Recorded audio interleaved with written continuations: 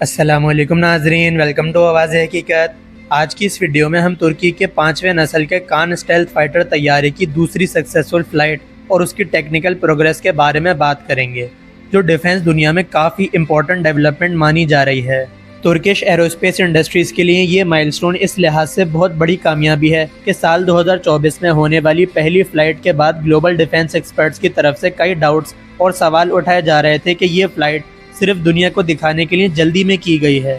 لیکن اب سال 2026 کے درمیان ہونے والی اس دوسری فلائٹ نے ان تمام افواہوں کو غلط ثابت کر دیا ہے اور یہ ظاہر کیا ہے کہ بیک گراؤنڈ میں اس پروجیکٹ پر انتہائی باریک بینی سے کام جاری تھا۔ ٹیکنیکل اعتبار سے یہ دوسری فلائٹ صرف ایک ایریل ٹیسٹ نہیں تھی، بلکہ اس نے طیارے کو ایک ریئل کامبیٹ مشین کے روپ میں سامنے لایا ہے۔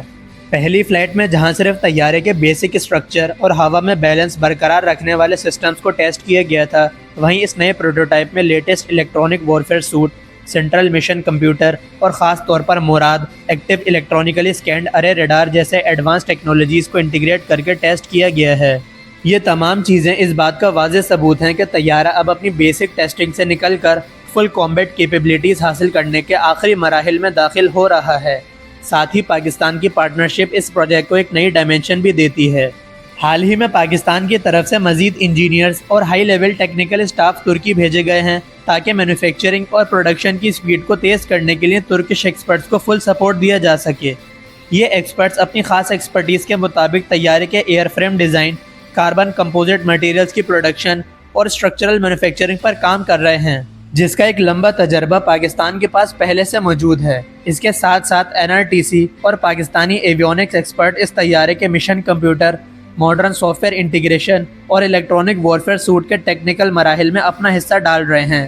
یہاں یہ بات بھی انتہائی اہم ہے کہ ترکی کے ڈیپٹی ڈیفنس منسٹر ماضی میں یہ کنفرم کر چکے ہیں کہ پاکستان کے 200 کے قریب آفیشیلز اور انجینئرز پہلے ہی اس پروگرام کے ڈیولپمنٹ کا باقاعدہ حصہ ہیں، اور اب اس چوتھے پروٹوٹائپ کو خاص طور پر پاکستان لایا جائے گا جہاں اس کی باقاعدہ فلائٹ ٹیسٹنگ کنڈکٹ کی جائے گی، جو ایک اسپیسیفک پاکستانی ورژن کی تیاری کی طرف واضح اشارہ ہے۔ In this month, we will be discussing with our Pakistani counterparts to officially include Pakistan in our national fighter jet program, Kaan, in which close to 200 officials and engineers already take part in the development of this program, and I thank you very much for this. ان تمام کامیابیوں کے باوجود project کے سامنے سب سے بڑا challenge اب بھی انجن کی سیلف ریلائنس ہے۔ اس وقت امریکن انجن پر ڈیپینڈنس کو ختم کر کے ایک مکمل طور پر لوکل انجن تیار کرنے کے لیے ترکی اور برٹین کا مل کر کام کرنا ایک بہت مشکل مرحلہ ہے، جس میں دونوں ممالک کو سخت آزمائش سے گزرنا پڑے گا۔ اگر ترکی اپنے اس لوکل انجن پروجیکٹ میں کامیاب ہو جاتا ہے تو یہ نہ صرف ترکی بلکہ پاکستان کے لیے بھی ایک بہت بڑی ڈیفنس آٹونومی کا سبب بنے گا۔ یہ پورا ڈیولپمنٹ ہمیں ایک ایسے بدلتے ہوئے ڈیفنس لینڈسکیپ کی تصویر دکھاتا ہے جہاں سیلف ریلائنس اور ایڈوانس ٹیکنالوجی کی اہمیت پہلے سے کہیں زیادہ بڑھ چکی ہے۔